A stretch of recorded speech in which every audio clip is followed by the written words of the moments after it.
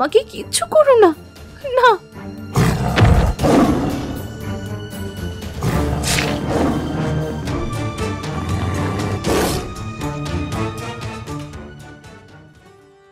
কে তুমি?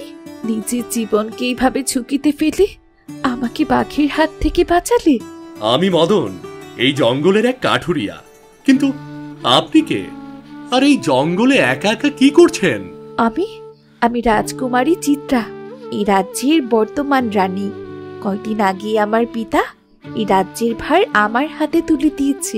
কিন্তু আপনি এই রাজ্যের রানী হয়ে কেন এই জঙ্গলে একা একা এসেছেন? শোনো তাহলে, আমি কেন এই জঙ্গলে এসেছি।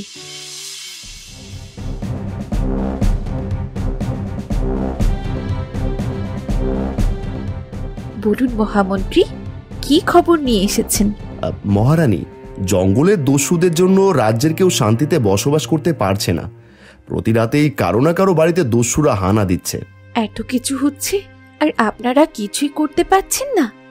আমাদের এত বড় সেনাদল থাকতেও কি তাহলে আমাদের রাজ্যের প্রজারা নিরাপদে থাকতে পারবে না? আমরা অনেক চেষ্টা করেছি, কিন্তু এই দস্যুরা আমাদের যাওয়ার খবর পেয়ে দ্রুত জায়গা পরিবর্তন করে নেয়, যার কারণে আমাদের সেনারা ওদের ধরতে পারছে না। তাহলে কিভাবে ওই দস্যুদের পাকড়াও করা যাবে? মহারানী, আমার মনে হয় ওদের ধরতে হলে আমাদের অল্প কিছু সৈনিক নিয়ে ওই জঙ্গলে যেতে হবে। তাহলে হয়তো ওরা বুঝতে পারবে না, এতে ওদের ধরা সহজ হবে। তাহলে ওই সৈনিকদের মধ্যে আমিও যাব সেখানে। আপনি আমার যাবার ব্যবস্থা করুন। কিন্তু আপনার সেখানে যাওয়া কি ঠিক হবে? ওই জঙ্গল তো এমনিতেই অনেক ভয়ঙ্কর। তাছাড়া কয়দিন পর সিংহরাজ্যের রাজকুমার সিধির আপনাকে দেখতে আসবে। এখন যদি আপনি সেখানে যেতে চান, তাহলে আপনার পিতা এতে কিছুতেই রাজি হবেন না। তাই বলে তো আমি আমার রাজ্যের প্রজাদের এমন পরিস্থিতিতে রাখতে পারি না। আপনি কিছু সেনা সহ আমার যাওয়ার ব্যবস্থা করুন, আর এই খবর যেন পিতাজি কিছুতেই জানতে না পারে। কিন্তু সেখানে গিয়ে যদি আপনার কোনো ক্ষতি হয়, তাহলে আমি আপনার পিতাকে কি জবাব দেব? এ নিয়ে আপনাকে ভাবতে হবে না। কঠিন পরিস্থিতি কিভাবে মোকাবেলা করতে হয় তা আমার পিতা আমাকে খুব ভালোভাবে শিখিয়েছেন। আর যে করেই হোক ওই দস্যুদের ধরতেই হবে। আপনি শুধু পিতাজির কাছ থেকে এই বিষয়টা গোপন রাখবেন, এটাই আমার হুকুম। যথা হুকুম মহারানী।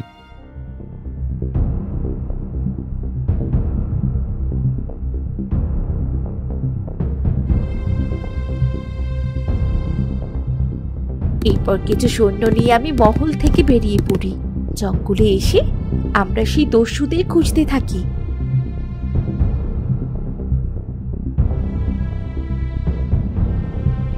আর জঙ্গলের একটা জায়গায় গিয়ে দেখতে পাই সবগুলো দস্যু কিছুক্ষণ আগেই হিংস্র জন্তুর কবলে পড়ে মারা গেছে।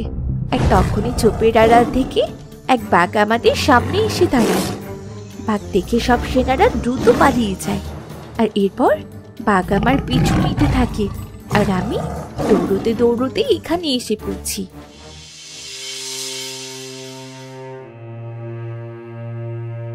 আজ তুমি সঠিক সময় আমায় না বাঁচালে আমি হয়তো ওই বাঘের হাতেই মরে যেতাম। সব বুঝতে পেরেছি। তাহলে এবার আপনি নিরাপদে মহলে ফিরে যান। আপনার পিতা জানতে পারলে অনেক চিন্তা করবে। হ্যাঁ, আমাকে তো ফিরে যেতেই হবে। তার আগে বলো, তোমার আর কে কে আছে? আর তুমি কোথায় থাকো? আমার এক দক্ষিণী মা ছাড়া এই দুনিয়ায় আর কেউ নেই। আর এই জঙ্গলের দক্ষিণ পাশেই যে বাড়িটা আছে, আমরা সেখানেই থাকি। বেশ তো, তাহলে তুমি কি আমাকে এই জঙ্গল থেকে বেরোতে সাহায্য করবে? হ্যাঁ হ্যাঁ, কেন করব না। আপনি হলেন এই রাজ্যের রানী। আপনার হুকুম অমান্য করার সাহস কার আছে? বেশ, চলো তাহলে।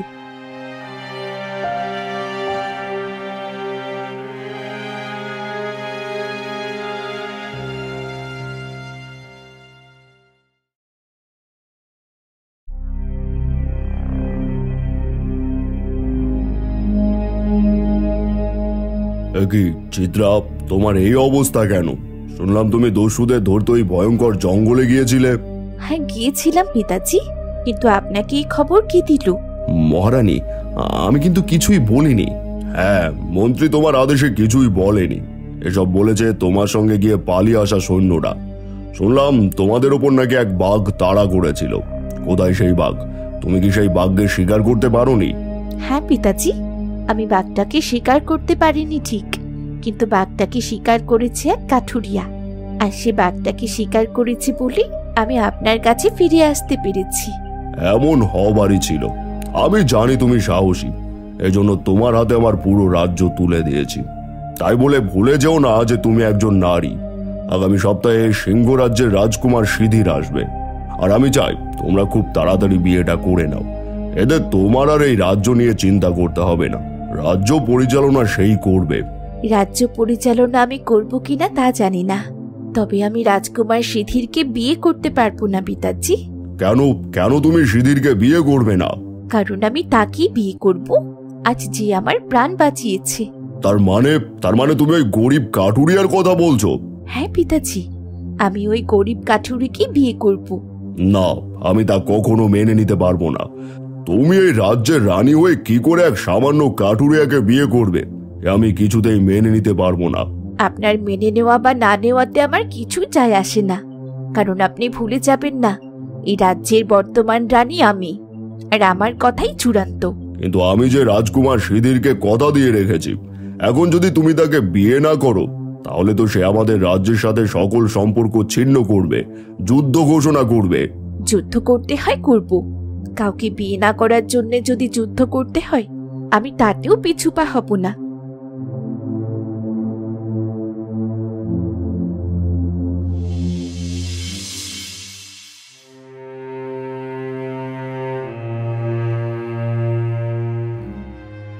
মদন, তোর কি হয়েছে বাবা? তোর গায়ে এমন রক্ত লেগে আছে কেন? আর বলো না মা, আজ জঙ্গলে আমাদের রাজ্যের রানী দস্যুদের ধরতে এসে বাঘের সামনে পড়ে গিয়েছিল। আমি বাঘটাকে মেরে রানীকে বাঁচিয়েছি, আর সেই বাঘের রক্ত আমার শরীরে লেগে আছে। বলছিস কি রে? স্বয়ং আমাদের রানী দস্যুদের ধরতে এসেছিল? হ্যাঁ, শুধু তাই নয়, আমাদের রানী দেখতে যেমন সুন্দর তার মনটাও তেমনই সুন্দর। হয়েছে, ভিতরে আয়, অনেক বেলা হয়ে গেছে, এবার কিছু খেয়ে নে। হ্যাঁ হ্যাঁ, চলো তাড়াতাড়ি কিছু খেতে দাও, খিদেতে আমার পেটটাও জ্বলে যাচ্ছে।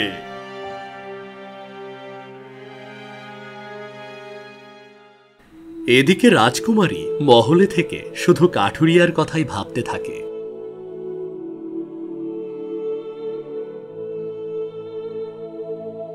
ওদিকে মদনেরও বারবার রাজকন্যার কথা মনে পড়ে, কিন্তু তার তো কিছুই করার নেই। কোথায় রাজা আর কোথায় প্রজা। এভাবে কয়েকদিন কেটে যায়। হঠাৎ একদিন রাজকুমারী চিত্রা মদনদের বাড়িতে গিয়ে হাজির হয়। মা, কি সুন্দর দেখতে! কে তুমি মা? আমি এই রাজ্যের রানী চিত্রা। তার মানে কয়েকদিন আগে আমার ছেলে আপনাকে বাঁচিয়েছিল? হ্যাঁ, আপনার ছেলে আমাকে বাঁচিয়েছিল, কিন্তু আপনার ছেলে সে কোথায়? তাকে তো দেখছি না। দেখবেন কি করে? সে তো বনে কাঠ কাটতে গেছে। আপনি আমাকে তুমি করে বলবেন, আমি আপনার মেয়ের মতো। তাই বললে কি হবে? আপনি হলেন আমাদের রানী, আর আমরা আপনার সাধারণ প্রজা। আপনাকে কি করে তুমি বলি? আমি তো আপনাকে অনুমতি দিয়েছি। তাছাড়া আপনাদের সাথে আমার এখন নতুন সম্পর্ক হতে চলেছে। নতুন সম্পর্ক মানে? আমি তো কিছুই বুঝতে পারছি না। বুঝতে পারছেন না তো? তাহলে শুনুন, আমি আপনার ছেলেকে বিয়ে করতে চাই। তা কি করে হয়? আপনি হলেন এই রাজ্যের রানী, আর আমার ছেলে সামান্য কাঠুরিয়া। আপনি যদি আমার ছেলেকে বিয়ে করেন তাহলে তো রাজ্যের প্রজারা আপনার সম্বন্ধে নানা ধরনের কথা বলবে। যে যাই বলে বলুক, তাতে আমি কিচ্ছু মনে করব না। যে আমার প্রাণ বাঁচিয়েছে আমি তাকেই বিয়ে করব। আপনি শুধু বলুন, আপনি এই প্রস্তাবে রাজি আছেন কিনা? এসব কি বলছেন? এ তো খুশির খবর। এত সুন্দর মেয়ে, তারপর আবার রাজ্যের রানী। আমি না বলে কি করে? তবে একবার আমার ছেলের কাছ থেকে জানলে ভালো হতো। বেশ তো, তাহলে আপনার ছেলের কাছ থেকে জেনে রাখবেন। সে যদি রাজি থাকে তবে আমি তাকে খুব দ্রুতই বিয়ে করব। হ্যাঁ হ্যাঁ, জেনে রাখবো, জেনে রাখবো। ঠিক আছে, তাহলে এইবার আমি যাই।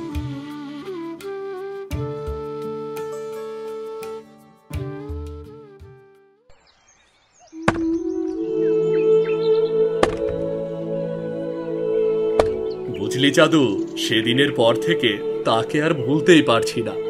চোখ বন্ধ করলে শুধু আমি তাকেই দেখতে পাই। ওইসব মিছে স্বপ্ন দেখে কোনো লাভ নেই। কোথায় ওই রাজ্যের রানী আর কোথায় কাঠুরিয়া? তাই বলি কি, ওইসব চিন্তা বাদ দিয়ে কাজে মন দাও। কাজে মন দেই কি করে? মন যে আমার সাথে নেই, মন যে রানীর কাছে। বুঝেছি, তুমি সত্যি সত্যি পাগল হয়ে গেছো। তবে চিন্তা করো না, রানীর সেনাদের হাতে কয়েকটা চাবুকের বাড়ি খেলে না আবার মন তোমার কাছে ফিরে আসবে। চাবুক কেন রে? ছুরি মারলেও মন থেকে কখনোই ওই নাম মুছতে পারবে না। হয়েছে, তার মানে আজও তুমি কোনো কাজ করবে না। চলো এবার বাড়ি চলো, কাকিকে গিয়ে সব বলছি, তারপর কাকি তোমার মাথা থেকে ওই ভূত নামাবে। হ্যাঁ, কাজে মন বসছে না, চল বাড়ি ফিরে যাই। আমার মন বলছে রানী আমারই হবে। হ্যাঁ, আগে বাড়ি চলো, তারপর রানীকে তোমার হাতে তুলে দেব। চলো।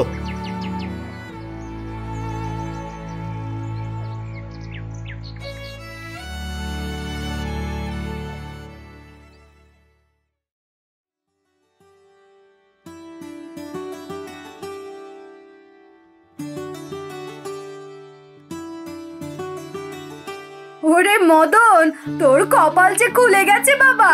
কপাল খোলেনি কাকি, আপনার ছেলের কপাল পুড়বে। এই তুই চুপ থাক। ওরে মদন, আমাদের বাড়িতে রাজকুমারী এসেছিল। কি? রাজকুমারী এসেছিল? সে কি বলে গেল? কি আর বলবে, তুমি রাজকুমারীকে বাঁচিয়েছিলে, এজন্য হয়তো কিছু দিতে এসেছিল। কিছু দিতে নয় রে বোকা, আমার ছেলের বিয়ের প্রস্তাব নিয়ে এসেছিল। বলো কি কাকি, রাজকুমারী আবার ঘটকালি শুরু করলো কবে থেকে? ওরে, রাজকুমারী ঘটকালি করতে আসেনি, এসেছিল রাজকুমারীর সাথে আমার ছেলের বিয়ের কথা বলতে। এবার বুঝতে পেরেছিস তো? এখন মদন যদি রাজি থাকে তাহলেই বিয়েটা খুব তাড়াতাড়ি হয়ে যাবে। বলো কি মা, রাজকুমারী এসে এসব কথা বলেছে? হ্যাঁ রে হ্যাঁ, রাজকুমারী শুধু তোর সিদ্ধান্ত জানতে চেয়েছে।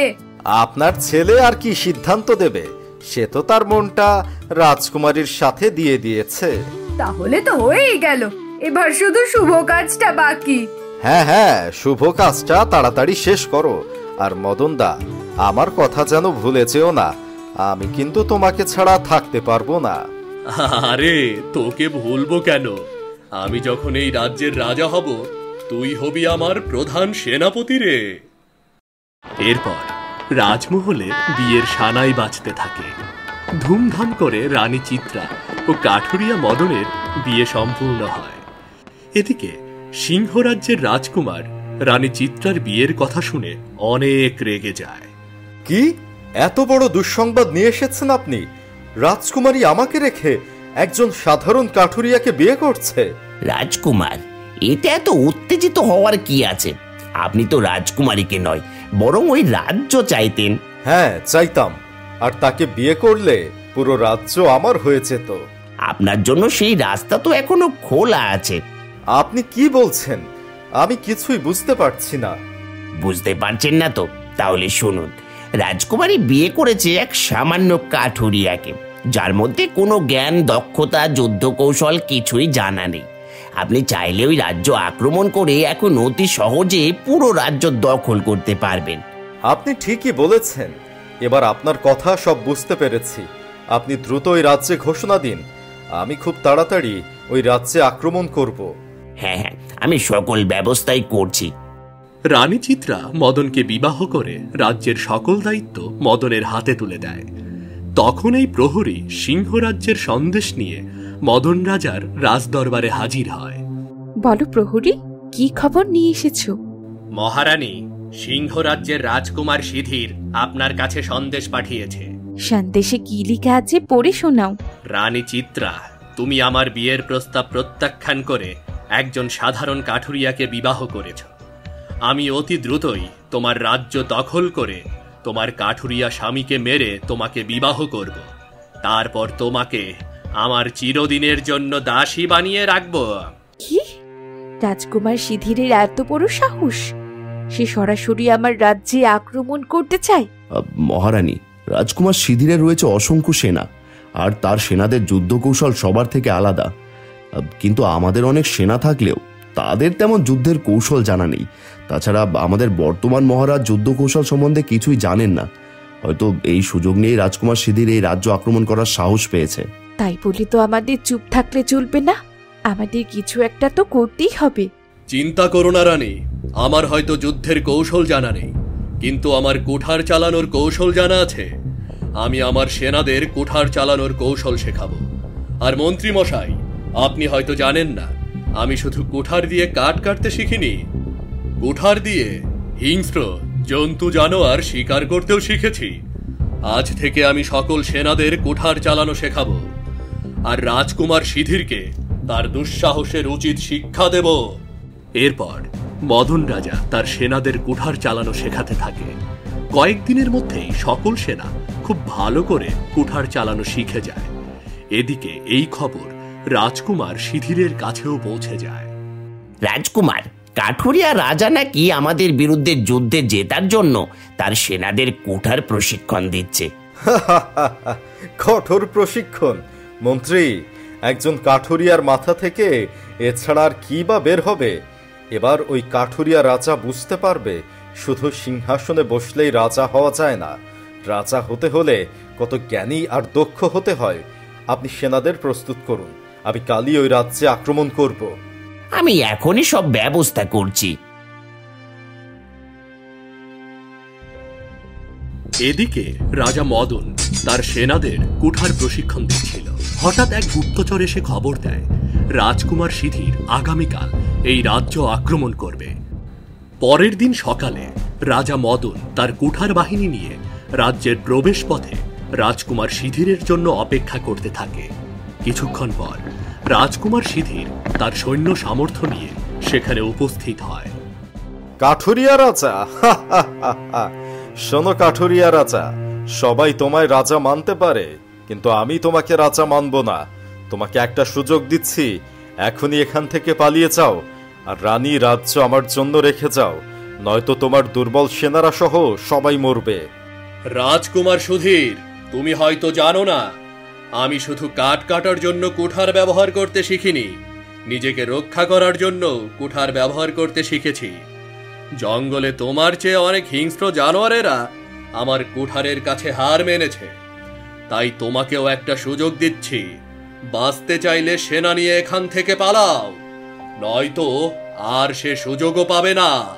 তোর এত বড় সাহস, একজন কাঠুরিয়া হয়ে আমাকে ভয় দেখাচ্ছিস? দাঁড়া, এবার তোকে দেখাচ্ছি। সৈনিকেরা, হামলা!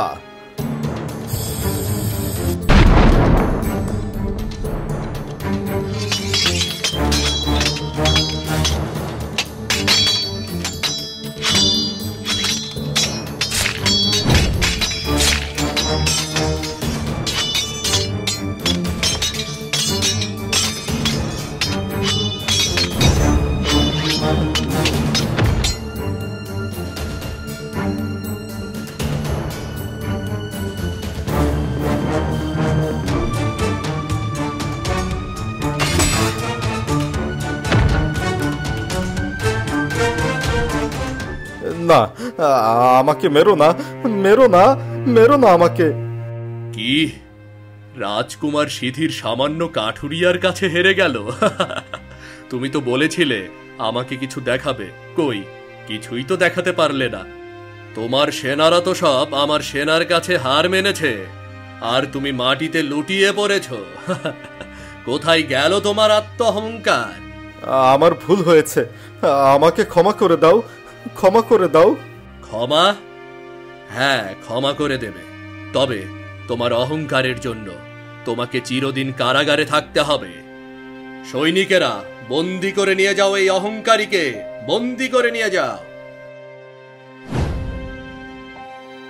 এই যুদ্ধে রাজকুমার সিধির পরাজিত হয়, আর কাঠুরিয়া রাজা তার কঠোর বুদ্ধি আর সুকৌশলের মাধ্যমে যুদ্ধে জয়ী হয়। যুদ্ধে জয়ী হওয়ার কারণে রানী চিত্রা, তার বাবা ও মন্ত্রী সহ রাজ্যের সবাই খুশি হয়। এরপর রানী চিত্রা আর রাজা মদন সুখে শান্তিতে বসবাস করতে থাকে।